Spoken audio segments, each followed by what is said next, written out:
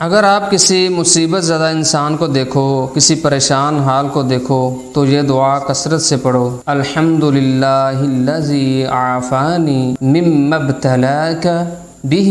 وفضلنی علی کثیر ممن خلق تفضیلا۔ جامع ترمذی حدیث نمبر 3431۔ تمام تعریفیں اس اللہ کے لیے ہیں جس نے مجھے اس چیز سے عافیت دی جس میں تجھے مبتلا کیا، اور اس نے اپنے پیدا کیے ہوئے بہت سے لوگوں پر مجھے بڑی فضیلت بخشی۔ یعنی کہ دعا پڑھنے کا مقصد یہ ہے کہ اگر آپ نے کسی پریشان حال کو دیکھا ہے، کسی مصیبت زدہ کو دیکھا ہے، تو فوراً اللہ تعالیٰ کا شکر ادا کرو کہ اے اللہ تیرا شکر ہے، تیرا احسان ہے مجھ پر کہ تو نے مجھے اس مصیبت میں مبتلا نہیں کیا جس مصیبت میں میرا بھائی مبتلا ہے، اور اس کے لیے بھی دعا کرو کہ اے اللہ اس میرے بھائی کی پریشانی کو، اس کی مصیبت کو اپنی رحمت سے دور فرما۔ اسی وقت اللہ تعالیٰ کا شکر ادا کیا کریں جس وقت جیسے ہی آپ کے سامنے کوئی مصیبت زدہ، کوئی پریشان حال آئے تو اللہ تعالیٰ کا شکر تو ویسے کثرت کے ساتھ کرنا چاہیے، لیکن رسول اللہ صلی اللہ علیہ وسلم نے فرمایا کہ جب کسی مصیبت زدہ کو دیکھو